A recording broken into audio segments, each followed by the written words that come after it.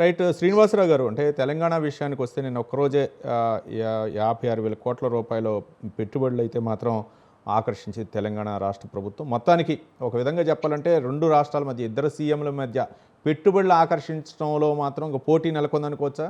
ఒక విధంగా చెప్పాలంటే ఇది సంవత్సరం పాటు ప్రతిపక్షాలకు కూడా వాళ్ళకి అవకాశం అన్నమాట. గతంలో కన్నా కూడా పెట్టుబడులు తీసుకురాలేకపోయారు అనేటటువంటి విమర్శలు ఎదుర్కొనే పరిస్థితి ఉంటుంది. కాబట్టి దాని ఉద్దేశంతోనే ముందుగా సీఎం రేవంత్ రెడ్డి అయితే మాత్రం సింగపూర్ పర్యటన, అక్కడ కూడా కొన్ని పెట్టుబడులను ఆకర్షించారు. ఇప్పుడు దావోస్ పర్యటనలో ఏ విధంగా ఉండే అవకాశం ఉంది రేవంత్ రెడ్డి మార్క్? అంటే ఇప్పుడు హైదరాబాద్ నిండా తొలికిసలాడుతుందండి. అవునవును.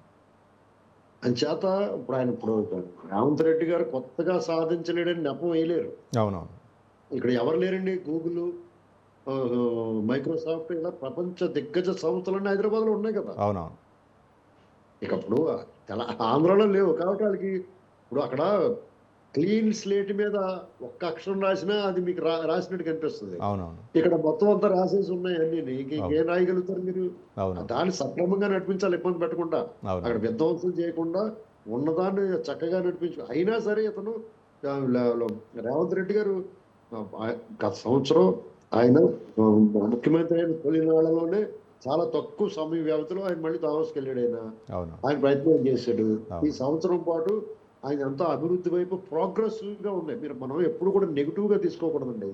రాజకీయాలు వచ్చినప్పుడు ఎన్నికల్లో మీకు ఏదైనా విమర్శలు, అవినీతి ఇలాంటి మాట్లాడుకోవాలి తప్ప, అభివృద్ధి చెప్పింది చేయలేకపోయినటువంటి దాని మీద మాట్లాడుకోవాలి తప్ప, మీకు ఇటువంటి కంపెనీలు పెట్టుబడులు ప్రజలతో ముడిపడి ఉన్న, ప్రజల ఉపాధితోటి సంబంధం ఉన్న ఇలాంటి విషయాల్లో మనం ఎప్పుడు కూడా పాలకుల్ని ఎంతసేపు మనం నెగిటివ్ గా చూడకూడదు.